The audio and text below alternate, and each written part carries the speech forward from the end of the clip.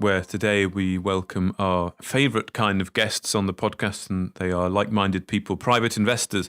We always like to have a chat to private investors just like ourselves and find out a bit about their story and where they've come from and their goals and what they do, really. So today we have a guy called Sean Brown, also known as Sean the Postman, or Mr. Postman if you want to find him on Twitter. So, hi Sean, how are you? Hello Mark, how are you doing? Thanks for having me on. No, it's good to have you on. Are you doing well? Yeah, not doing too bad. I'm doing a lot better than I was doing on Monday, I must admit. But yeah, doing really well. Just recently had the third baby. Okay. We're also about to move house as well. Just waiting to complete on that. Yeah, we're really, really busy. Got a lot going on. There's a lot going on. Yeah, that is. Yeah. And Kenny, how are you? Are you busy up in deepest, darkest Scotland? Yeah, it's actually quite bright and breezy here. It's not too bad today, but no, I'm a bit hoarse. Obviously, Scotland qualified for the Euros last night, and it was a bit of an eventful night. It looked as if we were going to end in glorious failure, like we always do. Winning 1-0 right into the 90th minute, and then the team equalising. But for once, we won a penalty shootout. So yeah, no, it was really good. And then I've spent most of the day just watching all the party that the Scotland team had at whatever hotel they were at. Some of the social media stuff's been absolutely great. So I think everybody in the country is feeling really great this morning because we're in the Euros. We've got something to look forward to next summer. And even better, we're coming down to sort out this little team called England at Wembley. So yeah, that should be good. It's been a long time since we've played England. I'm trying to think the last time we played England. I think it was another qualifier or a playoff, and I think England had beat us 2-0 at Hampden. Paul Scholes with 2 headers, and then we come down to Wembley and won 1-0. So yeah, it's been a long time coming. So looking forward to that. You'll get plenty of abuse, Mark, before next summer about that game. Plenty of goose. Plenty of abuse. Oh yeah. Oh, abuse. yeah. But no, it was really good, and it's put a bounce in every step in Scotland today. So yeah, so that's enough about football. But no, It's good. It's been 23 years waiting for it to happen. So it's a long wow, yeah, that is a long time, isn't it? Heck, yeah. Yeah, France 98 was the last time we qualified. So, Mark, you're probably still in bloody nappies then. It's that long ago. I would have been 10. 10, well, there's every chance, yeah. You run nappies, yeah, definitely. Sure. Yeah, okay, enough about football. No, it's great to have you on, Sean. And thanks for having me. Yeah, we've been trying to get you for a couple of months, but obviously, just as you said at your initial chat there, you've just had a third child and you're in the middle of moving house as well. So it sounds pretty stressful and a lot going on. So it's good to get you nailed down and get you on this Friday afternoon. And just as a wee intro as well, you actually sent us an email, and it's probably the longest email I've ever seen in my life. And I actually done a word count on it, so I did. I'm going to ask you for guesses, Mark. You've seen it as well. Well, I did a word count myself because you've spoiled this. Sorry, but I knew it was a long email, and my wife has recently finished a degree in fine art, and I think her dissertation was about the same length of your email. so kudos for that. That's epic. That is, yeah. Yeah. It was 5,258 words. Sure. Yeah. Wow. Yeah, that's a lot, even for me. Yeah, there's got to have been some beer involved when that was written. There was definitely beer involved. Do you know what? Even on Twitter, I really struggle to get like a tweet out in the characters that they give you. Like if I could have twice the amount, that'd be a lot better. But yeah, I really, really struggle on Twitter. I tend to just retweet stuff now. It's easier. I try not to even put myself in that position. But yeah, I don't know. I've always liked an essay. Don't know. Oh, good. I've always been that way. Ricky Gervais complains that there's not enough characters, doesn't he, on Twitter for his jokes or something? I think I read that. He does. He does. There's loads of way around about that. I mean, you can use like Canva templates, and you can fit as many words in as you want. You could probably get a couple of hundred words in a Canva template. You shouldn't tell me that, Kenny. You really Yeah. shouldn't tell me that. I'll show you how to do it after this podcast. Oh, nice one. We'll record it. We'll record it in Zoom, and you can practice. But Oh, brilliant! no, but I look forward to it. So as Mark had said at the beginning, it's good to get a guy like yourself on, and it's just really a platform for you to tell us a bit about yourself, and Yeah, you can go back as far as you want. You can your childhood education, what your first job was, because I know it wasn't a postman. So yeah. really it's over to you, and we'll just jump Okay, in mate, if it's needing pull back or push forward a bit. It's the floor's really yours, and just tell us a bit about yourself and Okay, how you mate. get into investing, etc. Cool. Okay. Well, I'll start just by giving you like a little bit of background on myself. So I'm from Southeast London, and I've grown up in council estates all my life, which is nothing wrong with that. But the reason we were there in the first place was because my family didn't really have any money. So my mum, she didn't work because she would be looking after me and my three sisters. And my dad, although he did work, he was a removals lorry driver, but he was also a functioning alcoholic as well. So although he worked, he couldn't get in the pub quick enough. And where my dad got paid cash at the end of each day, he used to spend the money that he got in the pub. And my mum, bless her, when he eventually did get home, she would have to like go in his pockets and just basically take whatever that was left. And then from that money, she'd have to get, like weekly shops, pay the bills, stuff for us for school as well, So it was hard. And she was never going to be able to do it, with the money that she had. So then she went down like a really bad cycle herself of, getting store cards, credit cards, that kind of thing. Because she just simply couldn't rely on him to bring the money home each day. So it wasn't great when I was a kid. My childhood wasn't great, but all I can do now is sort of like reflect on it and try and learn from some of the things that I experienced. And then now I've got my own kids, just to make sure I don't repeat the same cycles that they did. But yeah, this wasn't great. My dad, he's a very violent man. Whenever my mum would challenge him on anything, he would call it talking back. And a couple of times he got like really nasty. I've seen him hit her like a number of times as well. And then as I got older, he started to hit me as well. So it wasn't just the abuse and watching that with my mum, it was also me as well. But it was really strange because like if my dad didn't have a drink, he was like a really, really nice guy. And anyone that was his friend probably say that like he's a really, great friend, he'd do anything for anyone. Just, really, really nice guy. But as soon as he had a drink, he was just a completely different person. So most people that probably know my dad probably, they would never think anything like that he was the way he was. But, like for me and my sisters and my mum, we just saw a completely different side of him. So yeah, it was just hard because especially like when you're a kid, like 1 minute he's asking you to give him a cuddle and ask you if you love him. And then the next minute, he's getting up in the middle of the night, sleep. I don't know if he's sleepwalking or what he was doing, but he was like he was shadow boxing. He must have like been sleepwalking or something like that. It's like he was shadow boxing, like shouting abuse at whoever that he thought that he was talking to. And then he'd have a piss, and then he would then come in my room and then start tearing into me as well.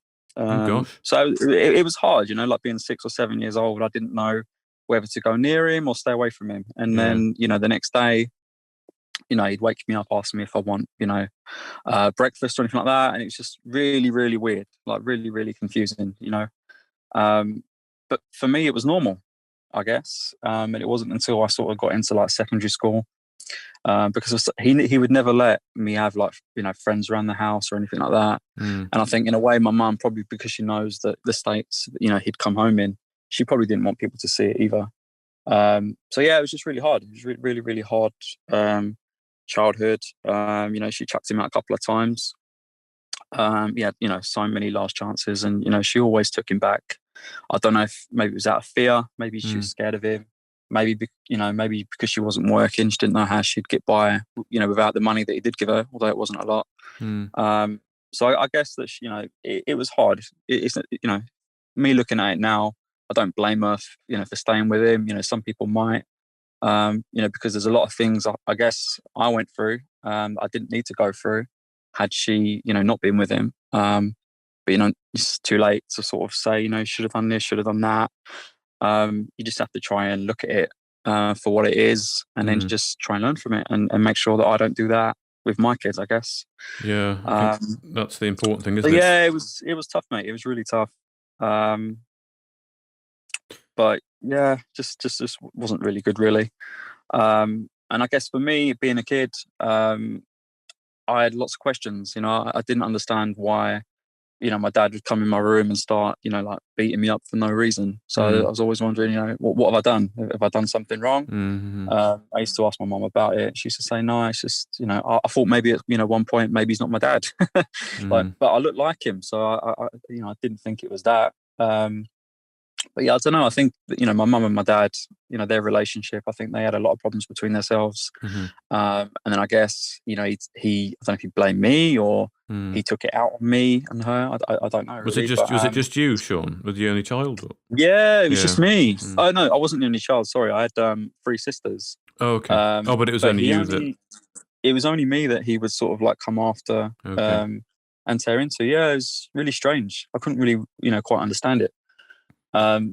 So I don't know. I've grown up, wondering, why did he do that? Yeah. And I guess just in a lot of pain, just really scared of him. It's really strange, like to, if anyone, as I was growing up, when you're in secondary school and things like that, if anyone was to hit you, you hit them back. But for some reason, where it was my dad, I don't know what it is, but whenever he hit me, I would just be like paralyzed. Yeah. With like fear. I just couldn't go back at him. It was really, really, really strange. So yeah, we didn't have the best relationship. But obviously, like, I don't know. I guess I just, for me, I guess what I learned is, I was probably suffering longer than what I should be. And when I went into it afterwards, I actually wrote a book about it, more as like a therapy thing, really, just to try and understand people's perspectives and why maybe I went through some of the things that I did.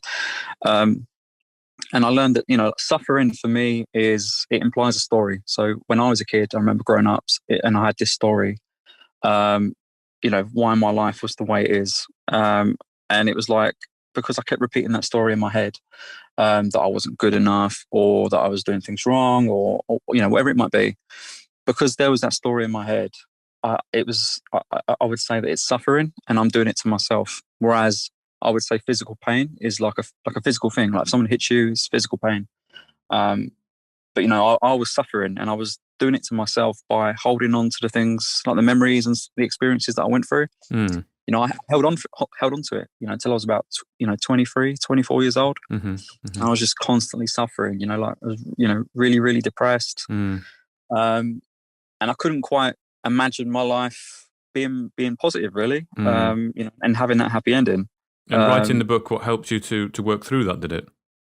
Yeah, writing the book, it really helped me work through it because it made me realise that some of the things that my dad did, it was nothing to do with me, really. It was because of what maybe he experienced when he was a child or the problems between him and my mum. And he was almost just taken out on me. So I didn't do nothing wrong, but at the time I thought I did. It wasn't about me. It was about him. And I guess I almost went down this like really spiritual route as well because I watched something on, I think it was YouTube, Tony Robbins. He's got a program on YouTube or Netflix, I'm not quite sure. And he said something that it stuck with me, and it really, really helped me to sort of like kick on and put this like chapter of my life behind me, and then almost transform my life into the way I want it to be in the future. Because he said, if you're going to blame the people in your life for the things they did wrong, you have to blame them for what they did right as well. Yeah. So for me, that was like, oh my God, like everything just dropped like through me. I just couldn't believe it. It was just like the words that I needed to hear. Because then what I just thought, well, my dad, he didn't treat me right when I was a kid. But if I didn't go through all the things that I went through, I don't think I'd have that passion and that drive in me now to create the life that I have now, if that makes sense. So it's almost like I was able to forgive him, even though he's like never apologized and he's, I don't know if he's sorry or not. I'll never know that. But I had an opportunity to say, right, I'm not going to let you have that hold on me anymore. And I'm going to let it all go. and I'm gonna, kick on, and I'm gonna create the life that I want to create, for me and my kids. And I guess I just decided, I don't know if you felt like this, but I was sick and tired of always being sick and tired. Like, my life just wasn't really going anywhere. I was never happy. And I just got sick of that. And I just thought that if I'm going to change it, I had to not focus on temporary things. And if I was going to do something that was going to sustain me long time, I had to start doing the things in life that were hard and not what was easy. Because there's a saying, I think, if you do what's easy, your life would be hard. If you do what's hard, your life will be easy. So for me, that was huge. And so I think I was 23 at the time. Previously, I was in a previous relationship I had. We had a really difficult time as well. We lost a baby, sadly, when she was halfway through the pregnancy. After that, I lost my job because I was taking time off to spend with her because she was really struggling with it. And then in the end, I remember we was driving, to her mum's house, and she looked at me and she just kept crying. And she said to me that I reminded her of losing the baby. And obviously, there's nothing I can do about that. What can I do? But like any man would, I tried to do all the right things, to reassure her that it was going to be okay. But yeah, she decided she didn't want to be together anymore. So it was like this week from hell that I once had. We lost the baby. Told me to leave the house and broke up with me. So it was hard, and I think that was probably the worst week where I literally hit rock bottom. And it was after that I don't know. I just kind of felt like I wasn't afraid of anything anymore. Like I wasn't scared because I didn't have anything anymore. I literally had nothing left. So I thought, if I've got nothing left, then in a way I had this blank canvas, if you like, so I can create anything I want to create. I can be with anyone I want to be with, do any job I want to do. It really helped me, I think, to decide who I was going to be. It's I've heard it before where people sort of say you have to hit rock bottom before you can start to sort of rebuild, and it's harsh because I imagine definitely. Rock bottom is really not nice at all. I've never been there. I don't believe. I'm very lucky. I'm lucky and fortunate in life. With my upbringing. But yeah, I mean that's incredible. I mean, are you still in? Is your dad still around? Are you or not? Yeah, so my dad's still around. He actually moved. He's from the northeast. He actually moved back up there about 8 years ago, 8-9 years ago. Because in the end, my mum and dad actually split up once we was a lot older. They broke up. They were never happy together, but for some reason they stayed together as long as they did. But then eventually they went their separate ways, and they're both obviously much happier now. But you're not in touch with him? I don't really talk to him or anything like that. No. Okay. No. Yeah. And the book that you wrote, Sean, is it published?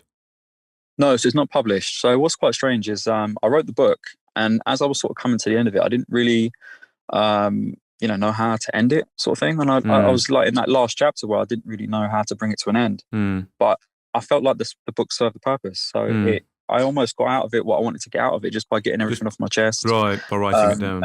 But by able to look at things from a different perspective, and I just felt completely you feel really light. I didn't have any of this heaviness around me anymore. I felt like I had all this freedom all of a sudden, and I just felt much better from writing it. And then since then I've just been focusing on obviously my wife. Who we got married a couple of years ago.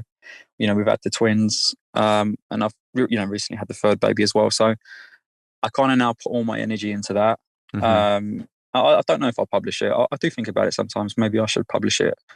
Because I think depends. When you go through, if it's very personal to you, then perhaps you shouldn't, because if it served its purpose to you. But I was just thinking maybe it could I don't know, serve a purpose for someone else who's in a similar situation. I don't know, but that's your call, isn't it? This is it. I mean, initially when I started writing it, I just thought that when you go through any sort of abuse, you sort of go through it and you think that if you kind of hold on to the stories and keep it to yourself, I think that's quite I don't want to say pointless, but I think by sharing it with others and by telling the story, and by connecting with other people, you almost going through that abuse, you help someone else because you're saying the things that only they would understand. And you're connected with them on like a much deeper level that they probably wouldn't share with people openly. So I think there's a couple of people that I've actually spoken to who have gone through like similar circumstances to myself. And it's like they say to me, it's so strange that you know how I feel, or for you to say certain things, it's like it really resonates with people. It does. So I think when I was writing the book, definitely I sat there and I thought, well, if I release this and just one person reads it and it helps them, then I think it served its purpose, and it's definitely worth doing. It's absolutely. If someone can relate to that, I mean, I must admit, I did not expect the podcast to go like this, and I feel quite honoured. No, I feel quite honoured that you're sharing that, that very personal thing with us. Yep. I think that's very special. Because there are a lot of people out there who will have experienced a similar thing and perhaps are still feeling very down. And what did you say? You said a phrase before about like it's a daily grind. You didn't use those words, but it was something like that. You were fed up of I was sick and tired of always being sick and tired. Yeah, sick and tired of always being sick and tired. But I think it's great that you pulled yourself out of that, and writing the book helped you to get your past, let's say, traumas off and make you feel better. And you just, what was obviously that helped you a lot, but was there anything else? Was it just a mindset change that you decided sort of after you hit rock bottom to, this is a reset, blank canvas, I'm gonna start again? Yeah, I think, to be honest with you, what it came down to was when I was sort of like really, really depressed and in a really bad place, I lost all my confidence, as you can imagine. I didn't really want to go out, didn't want to see anybody. And when you're depressed, like you stop texting your friends back, you stop going out for drinks and everything else that you would normally do. And I just wanted to be alone and I wanted to suffer. I didn't really want to be with anybody else. And at the time I would just say that I just couldn't be bothered to go out or whatever. But I think now, looking at it now, I just wanted to be alone and I wanted to suffer. And I don't know why I wanted to do that, because that's like a really strange thing to want to do. But I think because of the experience I had with my dad, I just felt like maybe that's what I'm going to experience, and I'm not going to experience any nice things. But I didn't realize in some ways I was doing it to myself. So I guess for me, when I was like really down, really depressed, didn't really have like any aspirations to do anything, I reached that point where I just literally decided that I was just gonna. I almost said that there's all these things I want to do. Like I wanted to go back to college and become a carpenter, because I dropped out of college when I was 16. So that was something I wanted to do. But I didn't believe I could do it. And I think I just sat there and I said, I don't know 100% if I can do it or not, but I know I can try. I know I can just give it a go. And what's the worst that can happen? I've already hit rock bottom, all these things that have gone wrong for me. I can try, I can at least give it a shot. And I think for me, I just sort of, I was really overweight, wasn't really happy with the way I looked. I remember, you say to yourself all the time, I'm going to go for a run tomorrow. And you wake up the next day and it just doesn't quite happen. And for me, that's what I used to do. I used to just say, I'm going to go running tomorrow, I'm going to do this. And I wouldn't do any of it. But this one day I remember I made sure I got up, set my alarm at 4:00, because I was really conscious of how I run. Not that I run any different to anyone else, but I just didn't like people watching me run. So I made sure I got up when no one else was going to be awake. And I went to the park. This park was huge. And I remember I was 18 stone. Normally I'm about 13 stone. So I was quite overweight for what I normally am. I got to this park and literally I looked at it and I literally would say to you, it's impossible for me to run around this park. Like that's just something that I'm just not going to be able to do. But I said, that's what I kept saying to myself. I can try, I can try and run one length. So literally I remember I started running, 10, 20 seconds later, I'm already blowing because I'm, exhausted and just like completely unfit. And in my head, you hear these voices in your head where it's saying, just quit, just give up, just stop, don't do it. You always quit, this like negative voice constantly in my head telling me to stop. And I started singing songs in my head. I think I was singing a bit of Robbie Williams, a bit of Spice Girls. I just wanted to distract my mind from all this negativity that it was screaming at me. I closed my eyes. Literally, I just made sure that I kept going, just kept putting like one foot in front of the other. And then eventually, when I opened my eyes, I got to the end of the park. And then I remember stopping and to be honest, I collapsed on the floor, I was completely knackered. but I just felt like I can do something that's impossible. I almost like convinced myself that maybe it's not impossible. Maybe I can do it. And then it gave me this like really, really like strong belief that maybe I can do it again. So then I decided I was going to go back to college. And I was going to become a carpenter because at 16 I dropped out of college. Ended up doing loads of like dead end jobs that didn't really go anywhere. But carpentry was something that I was really sort of passionate about and really enjoyed doing. So I remember, I think I was working at William Hill at the time, the bookmakers. And I just decided I was going to become a carpenter and I was going to get an apprenticeship. And the government at the time, I remember David Cameron was Prime Minister at the time. He was doing this like nationwide apprenticeship scheme. I think you had to be up until 23 and I was 23. So I was right on the edge of the age that you had to be. And I jacked my job in. I just said I wasn't going to do it anymore. And I was going to get this apprenticeship. And I sent like 50 letters out to all the colleges in the apprenticeship. And it got to the last day where I was about to leave my job. I didn't have anything lined up. And then the apprenticeship officer, she rang me up. And she said, "Can you start Monday?" And I thought, "Oh, amazing."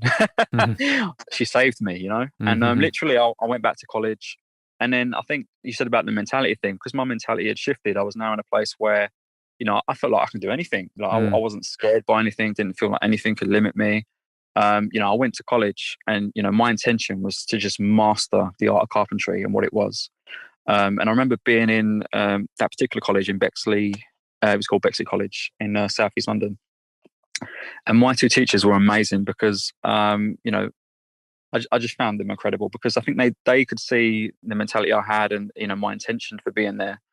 And they really helped me. I remember one time when I was hanging a door, and I'd hanged doors previously because I worked as a carpenter's mate. But on this occasion, I hung the door. I was fairly happy with the door. I thought it was, quite good. And I called the teacher over to mark it, and he took one look at it and he said, "Is that the best you can do?" And I got really offended by that because I thought, "What do you mean? Is that the best I can do? Like, is he being like really cheeky with me or something?" And I took it quite badly because I thought he was like criticizing me. But then he stepped a little bit closer to me and he said, "No. Is that the best you can do?" And then I clocked on to what he was saying. And I looked at the door and then I said, no, that isn't the best I can do. I can do better. And he said, "Well, do it again." And then literally from that moment, I just, it wasn't just doors, it'd be skirtings, whatever it might be related to carpentry. I did it again and again and again and again until I mastered each particular part of carpentry. And he pulled me over at the end of the day and he said, "I hope I didn't offend you earlier. When I was marking your work." He just says, "But you're 23, you've come back into college, obviously you've got this something about you, why, you want to get back into the trade now." He says, like, "You've got, a college that's got like, in a way, unlimited resources. You haven't got to pay for any of your materials." He was like, "Make sure you use it." He says, "And every day you come in," he says, "people are going to come into college and they're going to do one thing and I'm going to mark it and they're going to do something else and they're going to think they're a carpenter." He says, "But they're not a carpenter. You have to do things again and again and again and again. Then eventually, you become a carpenter." So I think for me, that was massive because he sort of installed this passion in me that, I wasn't just going to do hinges. I was going to do hinges all day, and I did hinges like, I don't know, 100 times. But I just kept, whatever it was, I wanted to master it and I wanted to be perfect. And if I did it perfect, say like 2 or 3 times, I wanted to make sure I can do it perfect again. And I just applied that sort of mentality towards my life and everything that I wasn't happy with. I remember being in debt as well. I had £10,000 worth of debt. I just didn't want to be in debt anymore. I decided, by the time I left college, I was going to pay these debts off. And literally I would, when I was in debt initially, I imagine like a lot of people, it's quite a scary thing because, they write these letters and you think that someone's written it, just for you. And it's like, it's only being sent just to you. And it's really scary because, they call you up and, they send the letters in the post and it used to make me feel like I was like suffocating almost because I didn't have the money to pay them.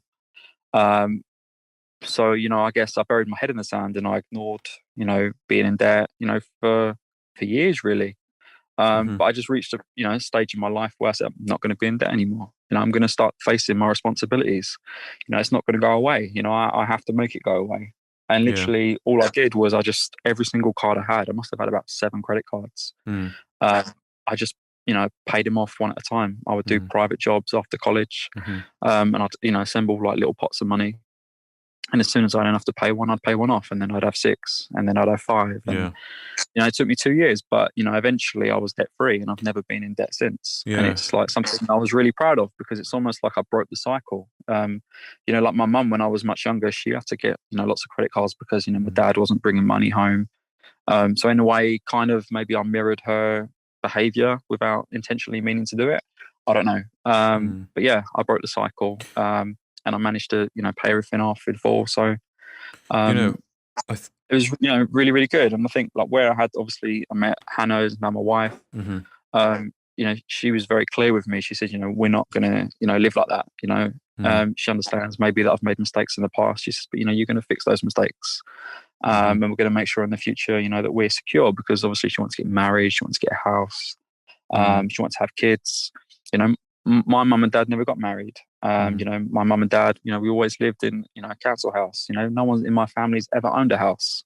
So for me to move in a couple of weeks to Maidstone, that's massive for me, because it's like, again, I've broke the cycle. No one in my family's ever done that before. And but sorry, go on. No, I was going to say, I think you're right. The power of like the mind, breaking the cycle. You're right, but the power of the mind, I think, can be sort of underestimated sometimes. And you hear a lot of people sort of say, set goals or whatever, or state your goals, and you think, oh yeah, that's very nice. I know my goals, it's in my head. But do you know what? When you talked about the debt there, I've been in sort of credit card debt for a long time, probably 6 years or something.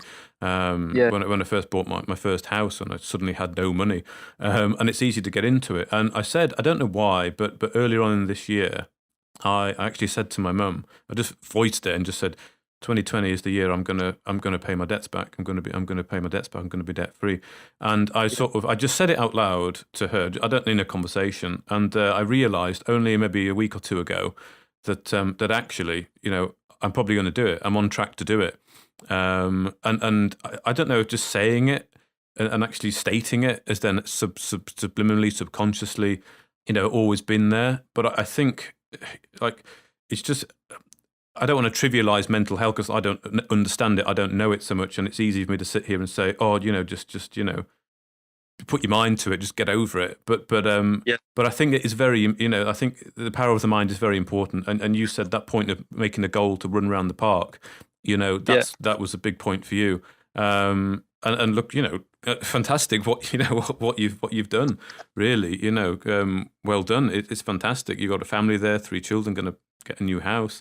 And yeah, you sort of did turn your life around, and that's fantastic. Yeah. Oh, thank you. Well done to you as well, because obviously it's a massive thing to. It is a big thing. Yeah, it's like really, you sort of get to that stage where, all your money's yours, and it's a really nice feeling to know that you don't owe someone something. Exactly. That was actually quite good for me, because I've just sat and listened for the last 20 minutes. I almost felt as if I was listening to a podcast. It was quite nice, actually, just to listen for a change rather than just try and interact, because obviously you and Mark were doing most of the speaking. But no, it's good to get things off your chest. I mean, I'd done a couple of podcasts with Mark where I kind of sold my soul, my life story, and there was a few things on there I hadn't told anyone either. And some of them I'm not particularly proud of, but it happened. And you have to deal with it, and you can look back and laugh at it now. And some of the things weren't particularly great, but it's just life, isn't it? Sometimes you get thrown these curveballs, and you've got to deal with them, move on, and then you can look back and learn from it. But it's almost working into a nice sort of perfect podcast, because you've got your life story. We know you're a postman now. So I'm assuming when you got the job with the post office, was this when your sort of investing career started, Sean? Yeah, I mean, so I think it's it's like really confusing when people ask me, why I'm a postman, because they know I've done carpentry for a number of years. I guess for me, when I was working on the tools, I didn't like the lifestyle that I had, because I'd be getting up, say, like 4 o'clock every day. I'd sit in traffic, traveling into London, and then I'd sit in traffic again, coming home. And I got paid well, but I didn't really have that work-life balance that I want. And I think when we sort of decided that we were going to have kids, because my dad wasn't at home, I wanted to make sure that I was present and my kids saw me, and I had the opportunity to be involved a lot more than my dad was involved with me. So I decided to try and find a job that gives me a little bit more freedom. And I remember one day just thinking, I'll see if there's a job in the post office, and I work for Royal Mail. And luckily there was a job on there, to work in the Bromley office, which isn't too far from me. So that's where I started. And I was working there like on a part-time basis. I've managed to get my hours up to 30 hours a week. So again, I'm still part-time. It's not really a full-time job, but what that did for me was it allowed me to meet someone in Royal Mail who was massive into shares. And I think me getting into shares is I don't know, it's probably luck in some ways, or I don't know, destiny. I don't know really. But I remember having like a really bad Christmas, good couple of years ago now. And it was raining every day. And it's just miserable being a postman when it's raining every day. It's much better when the sun is out. Yeah. And the manager pulled me to one side and he said to me, do I want to learn the bookroom side of the job, which is like paying people's wages, booking people in for annual leave, that sort of thing. So I thought, why not? Because it's like another string to my bow. And it gives me a break from doing my, regular round that I normally do. So when the weather is a little bit bad, if I can get in there, and stay out the rain, then, happy days. But it's by working in the bookroom and by learning that role, I met someone called Dan, who was like massive into shares. And he's like on another level to what I do. He's been doing it for a lot, a long time. And then we sat there as he was teaching me how to do the bookroom, and he was telling me about a company called Great and Gold. And at the time, I think this was the beginning of 2019. So I think they were trading probably between 1.5p and 2p. And he was sort of selling it to me that they were going to be this amazing company. It's going to be huge. They're going to like joint venture with Newscrest, and he was saying that it's going to be massive. And he's got like, I don't know, I think he had 500,000 shares in it or something crazy like that. And he was saying that yes, it's a really, really good opportunity. So he completely sold it to me. Before that, I never really, was interested in shares or anything like that. But because of how he spoke so passionately about Great and Gold, I thought, I need to get a bit of this. I need to get involved. So then I did like the hard task of convincing my missus to give me some money, because she deals with the finances. Right. I don't quite get a look in when it comes to money. I just she gets my wages and that's it. So I remember going home and saying, like, Dan's been telling me about Great and Gold. It's going to be really good. Have we got any spare money? And she said, well, no, we haven't got any spare money. And she must have seen how like disappointed I was, like a little puppy dog, because in the end she said, okay, you can have 500 quid. But she says, if you blow it, then that's it. You're not having any more. So I said, okay, great. Great. Next day, 8:00, got on the IG app, loaded my 500 quid on, bought into Great and Gold. And then that was it. I just literally, that was a stock that I had. I had no interest, buying into any other stocks or anything like that, because I think, first I didn't really know what I was doing. And also because I knew that I wasn't going to get any more money. I just wanted to see how this one went first to see if it was, going to go as well as Dan said. And then obviously, like, I think a year later, I think they started to trade above between 6 and 8p, I think, at the beginning of this year. And that's when I sold it. And I think, I times my money, I think, by about 4. I think I sold for about 8p, and I bought in about 2p. So suddenly I had £2,000 to play with, around sort of April time, when all the COVID stocks started to become quite popular. And I picked, I think, 3 COVID stocks, and I think I ended up getting back into Great and Gold, because I think, I felt a bit silly really for taking the money off. But yeah, so I got into a couple of COVID stocks. They all took off and did really well. And then, from there, I've just sort of slowly built my pot up. So although in the first year, I suppose I started with 500 quid, I think, in a year, I, got to about £2,000, I think I was on. It's only really this year that I've managed to sort of build my pot, and get it into like quite a nice amount of money. Still relatively small, compared to everyone else, but, it's a good place for me to start. Definitely. You know, we've got the house and that as well. You know, my wife keeps talking about double extensions and things like that. You know, I've got a long way to go, I think, before I'm at that sort of level. But yeah, now obviously, you know, I've been, you know, trading really for like a year, I'd say, you know, solidly. You know, I started to learn about charts as well. There's a few people on Twitter that do charts. I know Jarvie does charts. Borg is another one that's really good with charts. So I started watching, you know, those guys and what they were doing. Got myself a TradingView account. You know, started to watch things on YouTube. And I was just doing the basics really, like putting trend lines in, you know, like marking out areas of resistance and support, and just trying to sort of understand how a stock moves and why it moves, you know, different market states, things like that.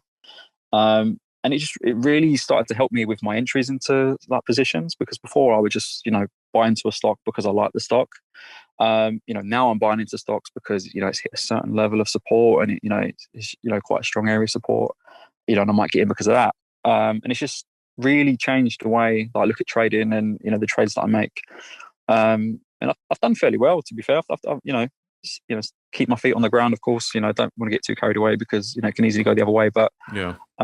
yeah, you know, fairly happy. I must admit, like now the positions I have, I'm long in all of them just because I've got the 3 kids. You know, we're about to move house. You know, I haven't really got the time that I had maybe 6 months ago. You know, I was putting charts out on Twitter and things like that. You know, just basics really. You know, I wouldn't say that I'm a chartist at all, but just using like price action to sort of you know, put a chart together, get an indication if it's, you know, if it's going to go up or down, sort of thing. So yeah, that was a lot of fun. That was really good. But yeah, like now, like I say, I'm just I don't really get the time at the minute. I think where I'm moving house and the kids, they kind of take all my time. But I try and make the best of the time that I do have. So you know, I wake up probably 4 o'clock every day. Well, I say 4 o'clock, 4:30 every day for work. And I get about an hour and a half in the morning before I have to leave, where, you know, I can, you know, look on Proactive on YouTube.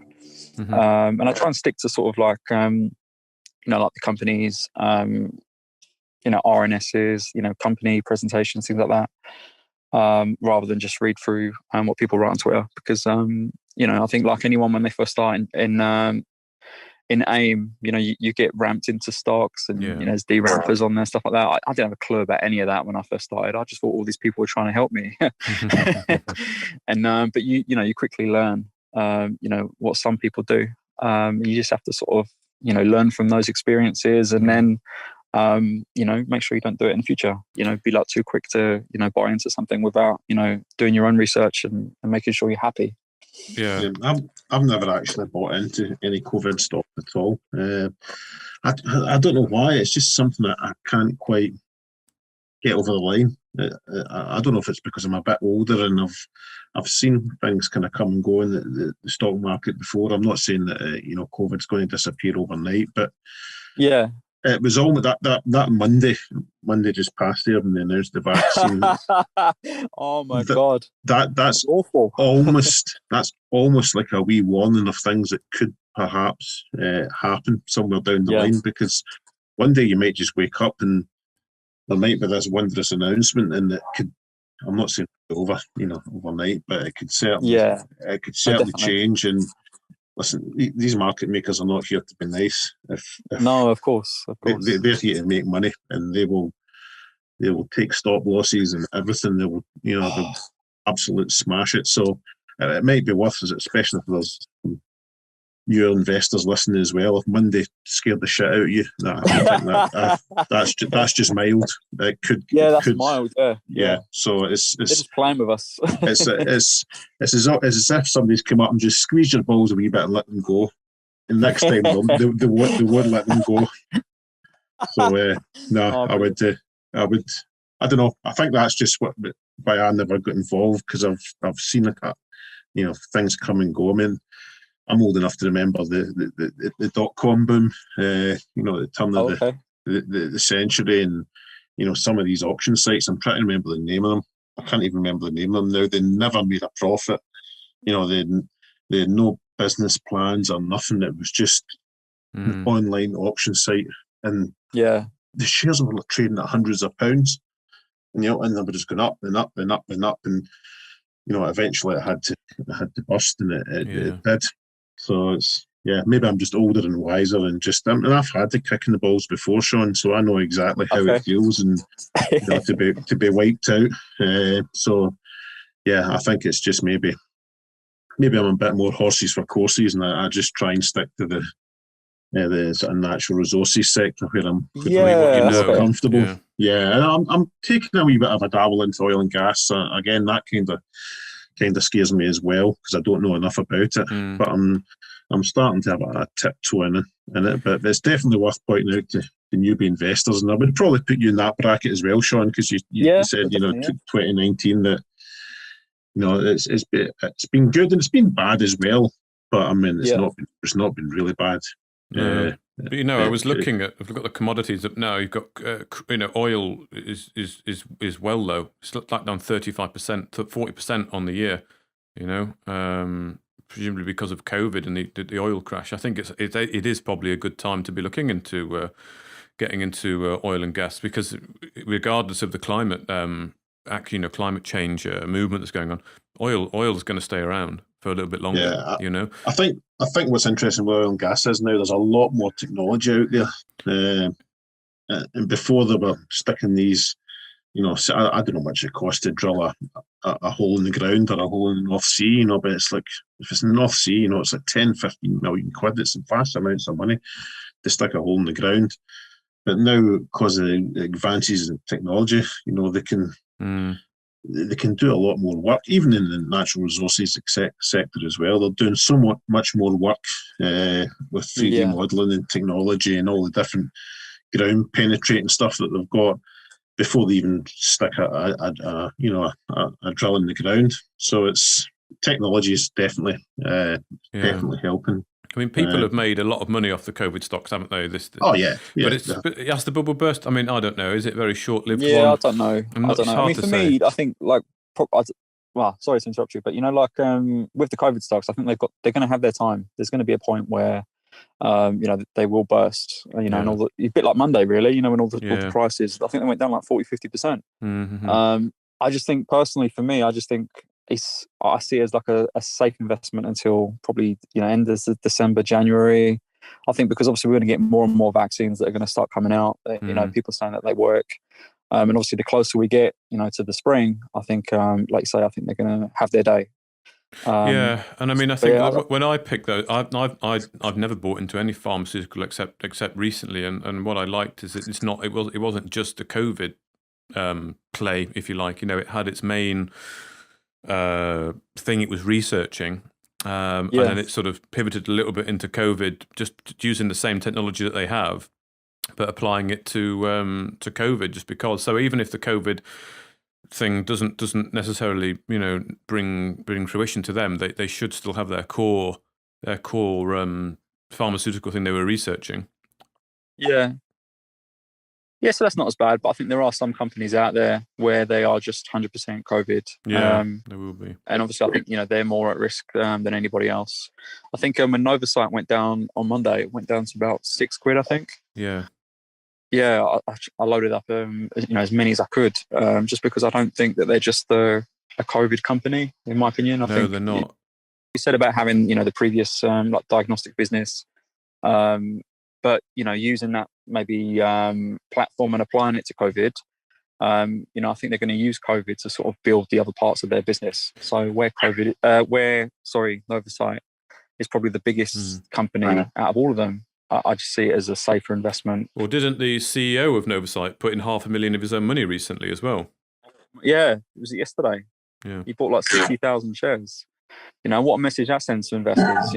He's certainly not scared to put his money where his mouth is. And I think, I wish, Colin King at ODX did that as well.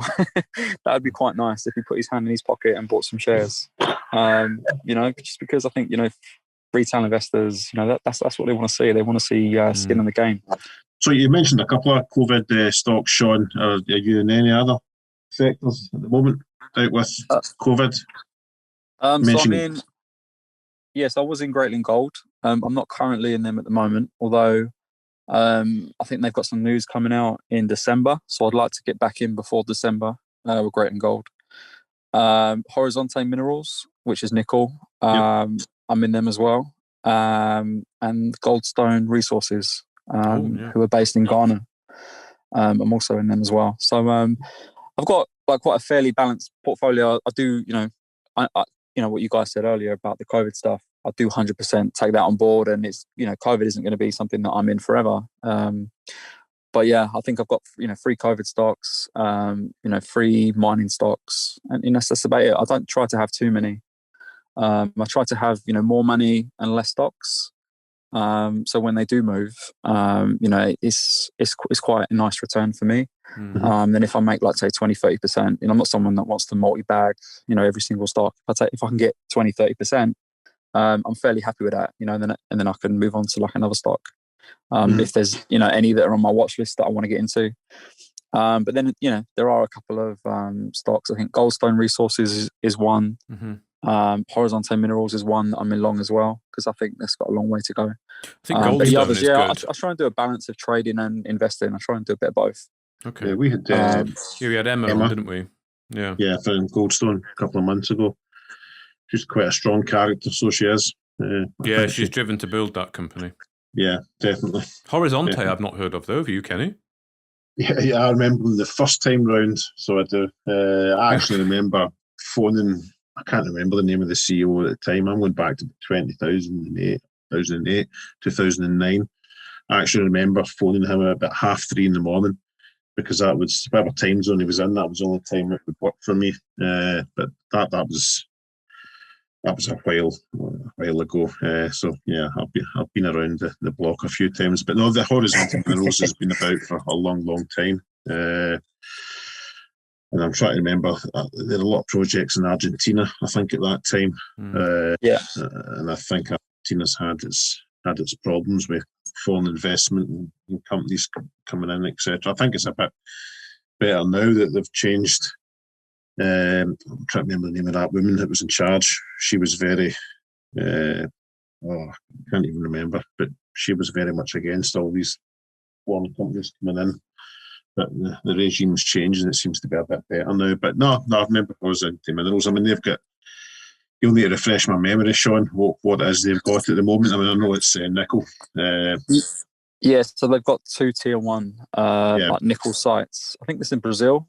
And they're at the stage now where they're getting all the banks on board to supply all the funding. And we're just waiting to find out. I think they've got 75%, I think it is, of the money already. So they're just trying to tie up that last 25%. And they're due to start construction in the first quarter of next year. So we're fairly close now to where they're going to be starting construction. So they're still relatively cheap, I think. I think today it was about 6p a share. It has been like, I think the highest it's gone to is about 8.9, I think, or 9p a share earlier in the year. But yeah, I still think it's relatively cheap for what it is to have 2 tier 1, nickel sites. I don't know if I'm not quite sure. I'm not 100% if they're going to be using it, for the, the EV drive, like electric vehicles, or if it's going to be for like stainless steel. I think it's more stainless steel. But yeah, I'm not 100% sure on that. Yeah, but it's still really cheap. Class 1 or class 2. That's the differentiator between the nickel, whether it goes to certain markets. So, but there we go. But no, that's probably that's about an hour we've been talking already. It just flies in, Sean, doesn't it? Brilliant, yeah. Yeah. We could probably do another one quite easily, Sean. I don't know if you maybe want to come back on another time when we can do part 2, or you can just come on and give us an update. Yeah, sounds great. Yeah, Thank you. Sounds pretty good. The first 20 minutes was really good for me, because it was just, I could just sit and listen to what you guys were talking about, and that I could actually, I'm not saying I could relate to it, but my dad, just to finish off and go back to how you started as well. So my dad was an alcoholic as well, but fortunately, I was a late child, and when I was born, I think he was pretty much given an ultimatum to stop drinking, or he was getting thrown out. So I actually never seen my dad have a drink in his life. But obviously I've got 3 brothers, and they seen the different side of him. But I think fortunately my dad was a happy-go-lucky drunk, and he was quite a social drunk. So I don't think there was no adverse in the situation that you were in at home. So no, it was no. I could relate to it because obviously I couldn't understand why he wouldn't have a drink. But then I never seen that side of him. Yeah. And again, he was functioning as well. He was in the police for 15 years. While he was an alcoholic. So bizarre how people are able to hold down these jobs and still function. It's crazy. And don't get me wrong, I mean, Mark will tell you as well, I mean, I like a drink as well. And bizarrely enough, all my brothers do, and I do have one brother that's an alcoholic, so it must kind of get passed down through the genes, so it does. But no, it's good. It was good for you to bare your soul, and you'll probably feel better for it as well. And I'm sure you'll get plenty. Yeah, I mean, I'll be honest with DMs. you, I've never actually spoke about it out loud. It's like the first time I've spoke about it. Obviously, I wrote it in a book and things like that, but to actually speak it is a completely different thing. So there were parts in it where probably my words were probably a little bit mumbled up, but it's just putting it down and saying it in a way that makes sense. Because for me, sometimes I'm still trying to process certain things. But yeah, no, it was definitely good to get it off my chest and great to speak to you both today. About stocks as well, some of the stocks that we're in. No, likewise. And it would be great to have you on again, and maybe we can talk, a bit more on stocks and sort of how you pick them and what you think is looking good. But definitely. It's been great. It's been great talking. So I mean, thank you. Yeah, brilliant, mate. I can't wait to come back on. Thank you for the opportunity to come on today. And I'll speak to you both soon. Thanks a lot. Great. Appreciate it, Sean. Cheers. See you. Bye. Bye-bye. Bye-bye. Thank you for listening to another podcast from Market Musings.